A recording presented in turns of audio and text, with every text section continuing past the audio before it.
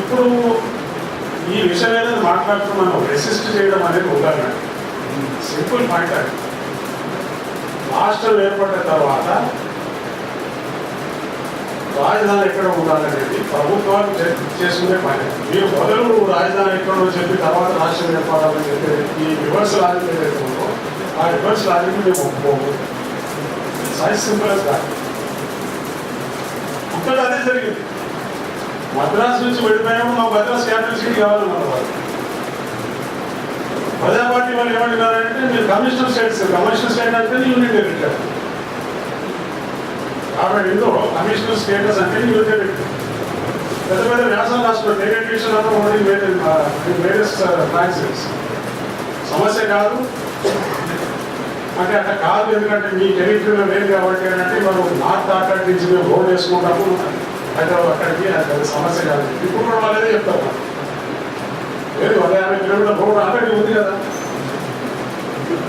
Highway ఉంది కదా, corridor ఇవ్వండి అని చెప్పేసి కారిడార్ ఇవ్వండి చెప్పేసి శిక్ష కమిటీ కూడా చెప్పింది కదా. ఇట్లాంటి ఏం మాట్లాడతారు కాబట్టి నేను చెప్పేది ఏంటంటే రాష్ట్రం ఏర్పాటు మొదలు చేయండి. రాష్ట్రం ఏర్పడిన తర్వాత మీరు capital cities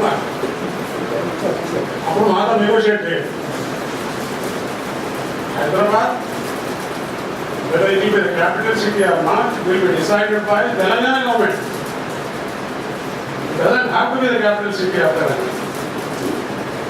Where Metro Vikram, which is already developed. You want to develop one more city, so you go to Hyderabad.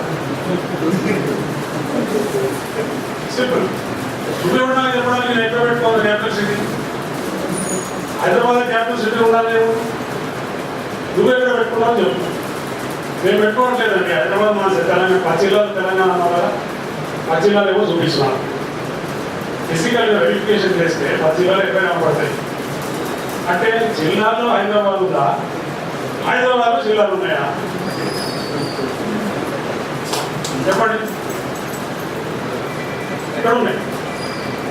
గుంటూరులో ఆంధ్ర ఉంది, లేకపోతే ఆంధ్రలో గుంటూరు ఉందా అని మాట్లాడితే మరి ఆంధ్రలో గుంటూరు ఉంది కదా, అవునా?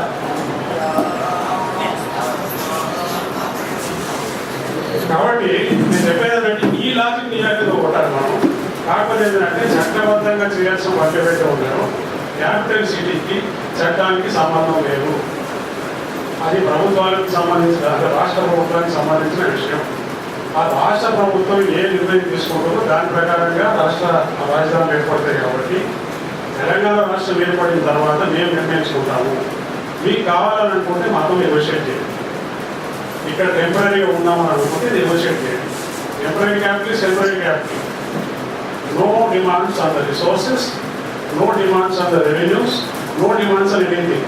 అఫ్కోర్స్ షేరింగ్ ఉంటుంది, షేరింగ్ ఉంటుంది, బిల్డింగ్ షేరింగ్ ఉంటే మిగిలిన షేరింగ్ ఉంటుంది.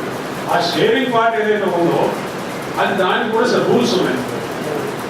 మీకు రెవెన్యూ కావాలంటే ఇప్పుడు కరెంట్ ఫైనాన్షియల్ ఇయర్ ప్రకారం మీకు రెవెన్యూ వస్తుంది. ఇంకొక విషయం, ఉద్యోగుల విషయంలో ఇప్పుడు పెద్ద అవసరం అవుతుందని దాన్ని చెప్పేది ఏంటంటే ఒక ప్రిన్సిపల్ ప్రకారంగా మీకు ఆప్షన్ ఇస్తారు. ఆప్షన్ ఇచ్చిన దాని ప్రకారంగా ఎక్కడికి పోవాలా అక్కడికి పోవాలి. క్యాపిటల్ సిటీ అక్కడ పెడితే వేరే ఇంప్లికేషన్ ఉంటుంది, ఇక్కడ పెడితే వేరే ఇంప్లికేషన్ ఉంటుంది. కాబట్టి ఇక్కడ నుంచి పోయే వాళ్ళే ఉంటుంది చాలా మంది. హైదరాబాద్ కాన్సెంట్రేటివ్ ఉంది కాబట్టి క్యాపిటల్ సిటీ అక్కడ పెడితే వెళ్ళిపోయే వాళ్ళు చాలా మంది. రీజనల్ సెక్రటరీ అక్కడ వస్తుంది, వేరే ఆఫీసెస్ అక్కడ వస్తాయి, తర్వాత కార్పొరేషన్స్ ఇవన్నీ వీళ్ళందరూ పోవాల్సి వస్తుంది. బియాండ్ ఏ పాయింట్ ఏదంటే మీరు ఎక్కువ మంది మీరు ఇక్కడ ఉండదలుచుకుంటే అప్పుడు జూనియారిటీ సీనియారిటీ అనే బేసిస్ మీద తీసుకుంటారు. అక్కడ తెలంగాణ వాడు పోవచ్చు, లేకపోతే ఆంధ్ర వాడు పోవచ్చు, ఎవరైనా పోవచ్చు. ఇప్పుడు happen to be a senior on a particular day, it will be a different fate.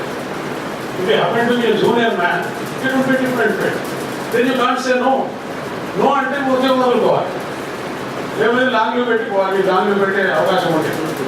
మరి ఏమంటున్నప్పుడు 80% వాళ్ళే ఉద్యోగాలు ఉన్నారు, 20% మనం ఉన్నామని నాకు చెప్పుకున్నప్పుడు అక్కడ లోకల్ లాంగ్లో వాళ్ళు వదిలిపెట్టేస్తే అక్కడ వాళ్ళే ఉంటారు, ఇక్కడ వాళ్ళే ఉంటారు. క్వశ్చన్ ఇక్కడ 20% మంది దాంట్లో ఒక 5% అక్కడికి పోయే అవకాశం ఉంది. కాబట్టి కేసీఆర్గా మాట్లాడిన తప్పకుండా కరెక్ట్గా మాట్లాడుతున్న విషయం కాకుండా చెప్పాల్సింది ఏంటంటే there are certain principles according to which things staff is going to be divided. కొంతమంది అక్కడ కొంతమంది ఇక్కడ డిస్ట్రిబ్యూట్ అవుతారు. డిస్ట్రిబ్యూట్ అయిన వాళ్ళు పోక తప్పదు అని చెప్పాలి. కాబట్టి ఏదంటే లాంగ్ ప్రాసెస్, దానికి ఒక కమిషన్ ఉంటుంది.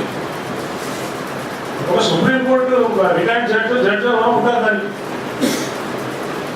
దేశంలో ఇన్ని రాష్ట్రాలు వచ్చినా ఆ రాష్ట్రాలకి ఏదైతే ప్రిన్సిపల్ సబ్జెక్ట్ చేసుకోవాలి, ఇక్కడ కూడా అదే చేస్తారు.